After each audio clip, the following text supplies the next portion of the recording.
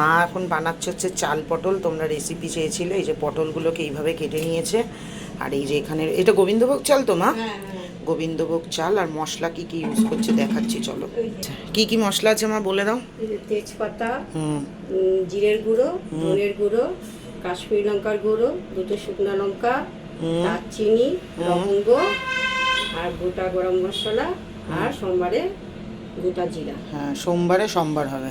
দিয়ে দিলাম।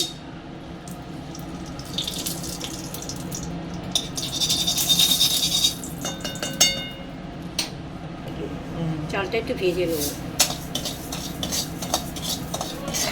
হ্যাঁ আসছে।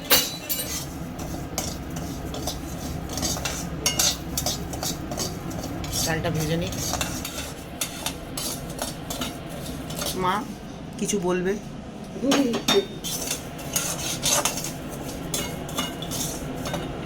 ভাজা হয়ে গেছে, এটা রেখে দিচ্ছে আলাদা করে। তেল দিচ্ছে, রিফাইন্ড তেল। মা বলে দাও কি করছো। এবার কি করবে? তেলটা গরম করে পটলটা ভেজে নেবো।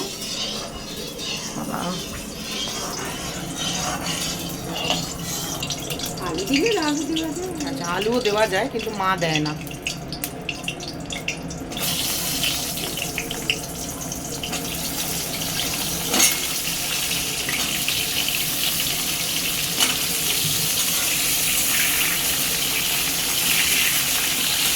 কড়া করে ভাজা হবে, একটু লাল লাল করে ভাজা। এটা একটু লাল লাল করে ভাজা হবে, ভাজা হতে থাক।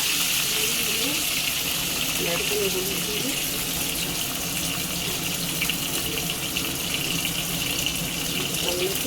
দিলাম।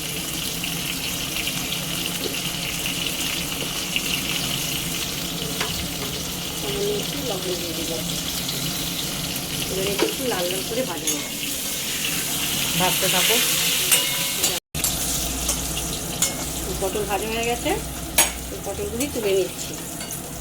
বুকাই দাদা ফোন করছে।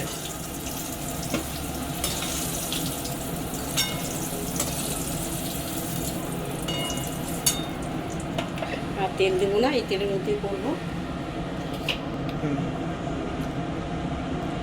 গোটা জিরা দিয়ে দিলাম, দুটো তেজপাতা। আর শুকনো লঙ্কাগুলো ফাটবে না তো?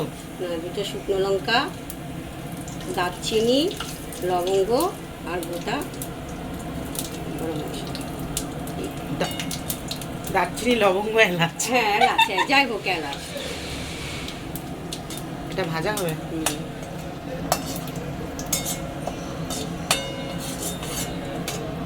দিতে পারো, তা আমি আলু দিলাম না, আমি শুধু পটল দিয়ে করলাম। এর মধ্যে আদা, কাঁচা লঙ্কা, একটা টমেটো বাটা আছে, এটা দিয়ে দিলাম।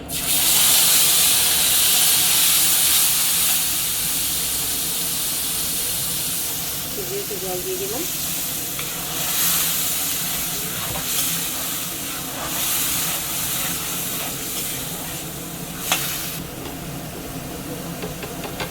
সামান্য একটু নুন দিলাম, যেহেতু আগে পটলের মধ্যে নুন দিয়েছিলাম, একটু নুন দিলাম।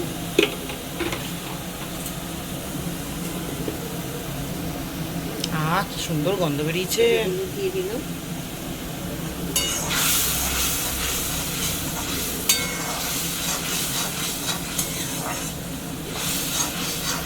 হ্যাঁ, মশলাটা আবার একটুখানি কষবে, মাখা মাখা হবে, তাই তো? আচ্ছা, এবার ধনের গুঁড়ো, জিরের গুঁড়ো, আর কাশ্মীরি লঙ্কার গুঁড়ো দিয়ে দিলাম।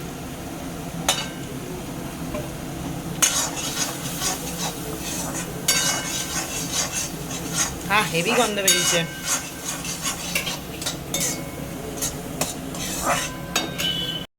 দেখো তেল ছেড়ে দিয়েছে, এবার এই চালটা দিয়ে দেবো।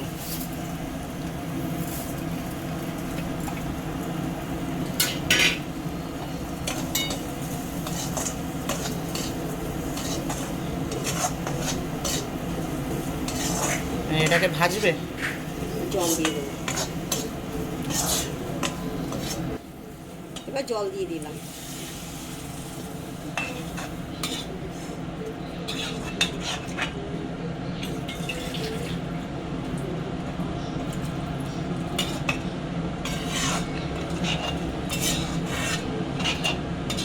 এবার এঁকে দেবো।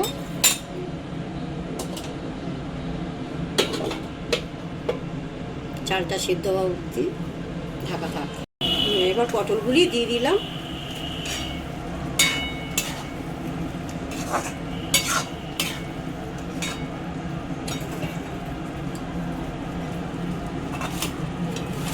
এবার দিচ্ছি চিনি।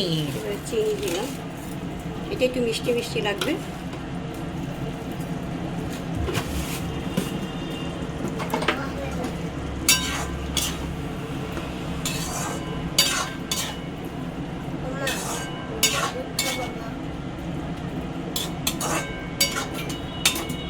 এবার আবার হবে,